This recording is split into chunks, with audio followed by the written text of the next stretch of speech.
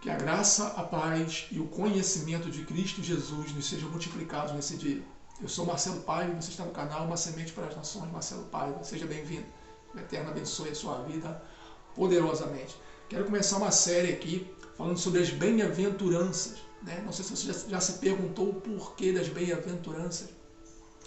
Se a salvação não é por obras, Então nós vamos falar um pouco sobre as bem-aventuranças, capítulo 5 até o verso 4.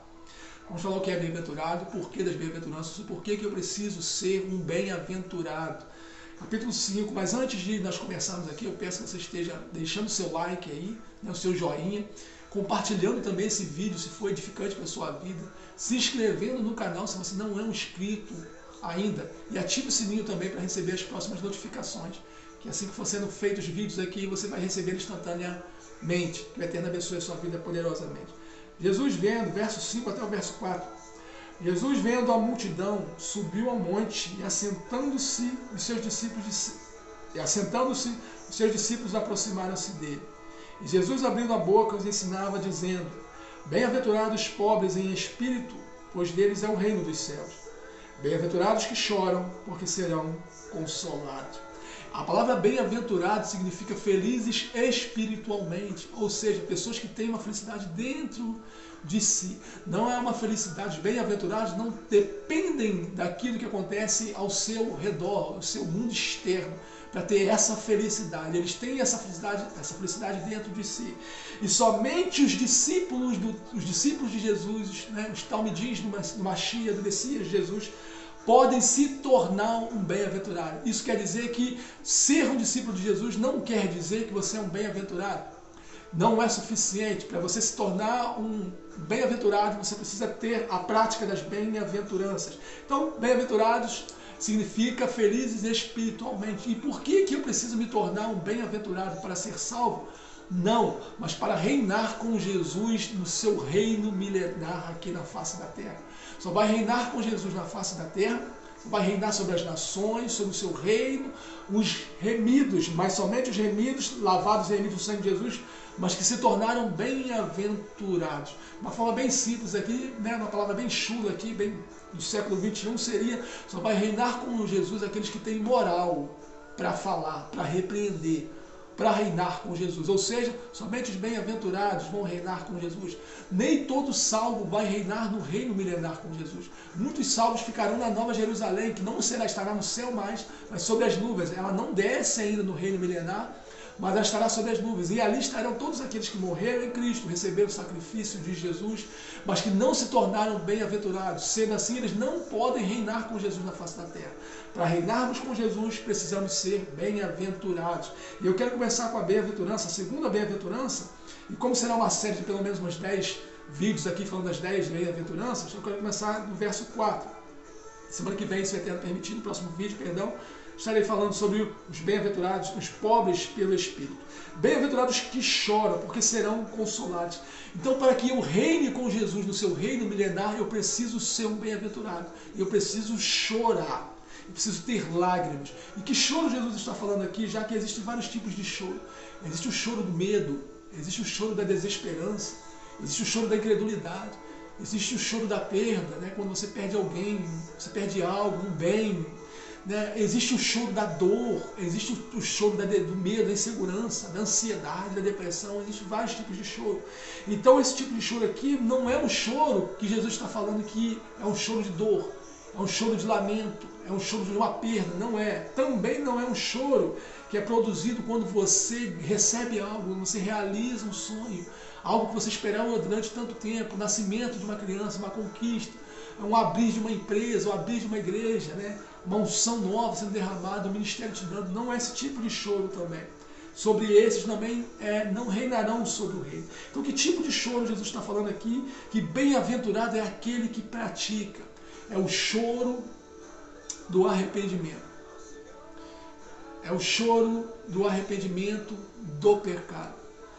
O ser humano por si mesmo ele pode produzir o que a língua grega diz que é o metamelanoia. É um tipo de arrependimento que o ser humano produz por si mesmo. Porém, o metamelanoia é um arrependimento, vamos dizer assim, é um choro, não pelo pecado, pela prática, mas é um choro pela consequência do pecado. De uma forma bem simples, não é uma lágrima derramada por aquilo que ele fez e a dor que ele causou no seu Pai e no seu Senhor, no nosso Senhor Jesus. Mas é um choro de medo, de angústia, pela consequência daquilo que ele vai colher por ter praticado, visto que a palavra diz que o salário do pecado é a morte. Então Judas ele tem esse tipo de pecado que é traduzido, esse tipo de choro, perdão, que é o metamelanoia na língua grega, e seria traduzido por remorso. Judas chorou ali, ele confessou o pecado na presença do Sinédrio, declarando, entregando sangue inocente, né? Pequei traindo sangue inocente, lançou as moedas no peito dos fariseus ali, se retirou dali e foi se matar. Por que Judas fez isso? Porque Judas teve as lágrimas, o choro da consequência do seu pecado. O Senhor Jesus tinha dito que melhor fosse para aquele que traísse Jesus amarrar uma pedra, né, no seu pescoço e atirar ao mar. Então Jesus está falando aqui que bem-aventurados são aqueles que choram, porque esse choro aqui é gerado pela ação do Espírito Santo, junto com usando o Evangelho como uma ferramenta para gerar esse choro aqui. É um choro pelo meu pecado. É um choro por ter optado pelo erro, por ter errado o alvo, né? A palavra pecado no sentido original significa errar o alvo, por ter errado o alvo. É um choro porque sei o que aquele pecado, que aquela postura minha, ou decisão, ou atitude, escolha, gerou no coração do meu Pai e do meu Senhor. Bem-aventurados são aqueles que choram, são pessoas quebrantadas, são pessoas que não têm o coração petrificado, endurecido, são pessoas que choram pelo pecado. Não é um crente, não é um remido que não chora na presença do Senhor. É alguém que quando prostra o seu erro, quando vai analisar a sua vida na presença do seu Pai e ver que a sua vida não foi uma vida que condiz com um remido, não foi uma vida que errou tanto, não foi uma vida que acertou tanto, foi uma vida que errou muito mais durante o seu dia do que acertou. É um choro de dor pelo pecado em si, pela prática, não pela consequência. Jesus diz que esses são bem-aventurados. Felizes no Espírito, porque eles são quebrantados. E a própria palavra nos revela que um coração quebrantado e contrito, o Eterno não despreza. O Eterno não despreza uma oração, um clamor, um pedido de alguém que tem o coração quebrantado. Mas Jesus diz mais, que os bem-aventurados são os que choram, porque eles serão consolados. Então essa bem-aventurança aqui só vai reinar com Jesus no milênio os que choram, pessoas quebrantadas, que foram quebrantadas aqui, né? Que confessavam seus pecados, que confessavam suas mazelas, que analisavam suas vidas debaixo de lágrimas, como diz a palavra, né? Aqueles que semeiam com lágrimas, com júbilo ceifarão. Bendito seja Jesus. Nós podemos escolher até o tipo de semente que vamos semear, porque o Eterno dá semente ao que semeia. Então nós podemos escolher o tipo de semente que vamos semear e o tipo de solo que vamos semear em semente.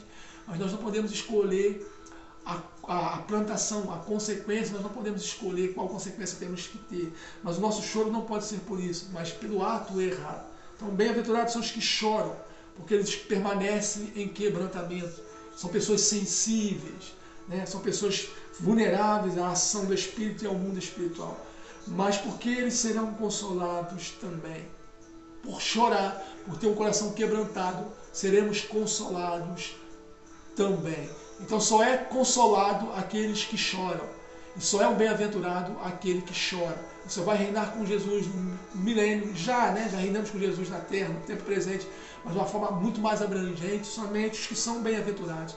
Então por que eu preciso ser um bem-aventurado, Marcelo? Porque as bem-aventuranças é a comissão do reino. No reino do Eterno você vai encontrar dois tipos de pessoas.